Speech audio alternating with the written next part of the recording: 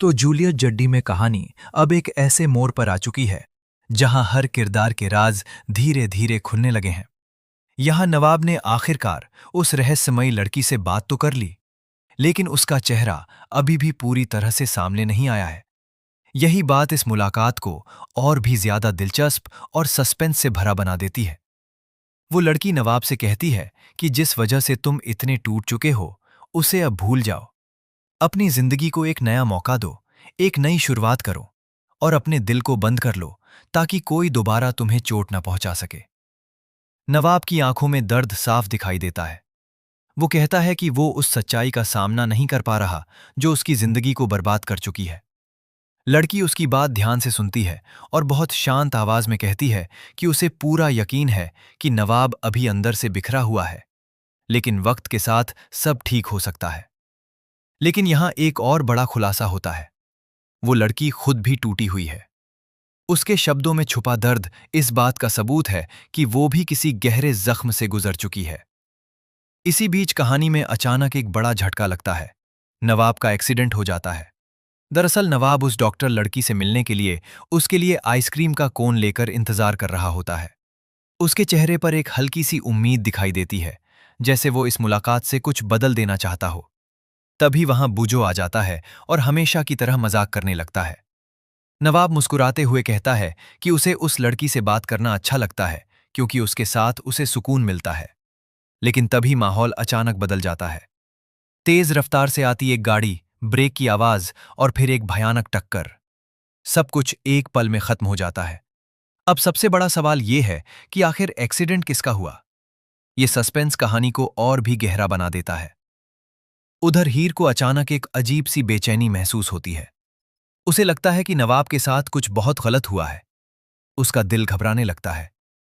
इसी दौरान बुजो घबराहट में कोयल को मैसेज करता है कि नवाब का एक्सीडेंट हो गया है। यह खबर सुनते ही हीर बिना कुछ सोचे समझे भागते हुए हॉस्पिटल पहुंचती है।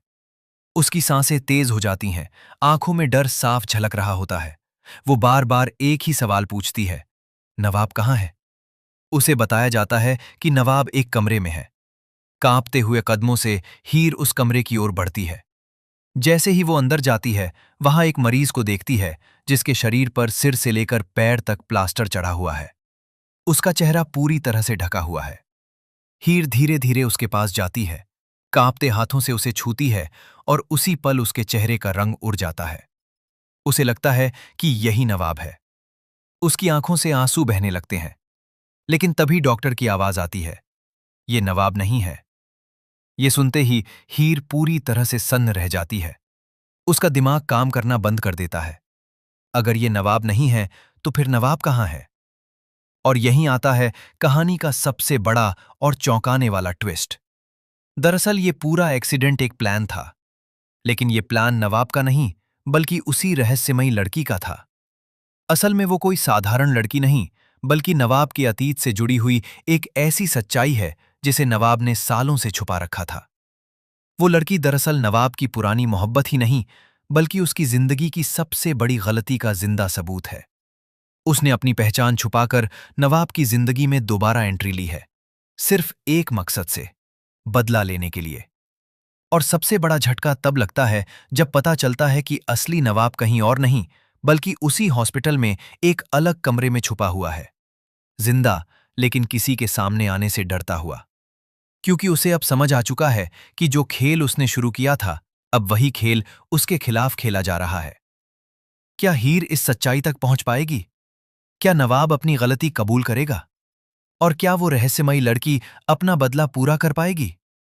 कहानी अब एक ऐसे मोड़ पर है जहां हर रिश्ता, हर सच्चाई और हर भरोसा टूटने वाला है।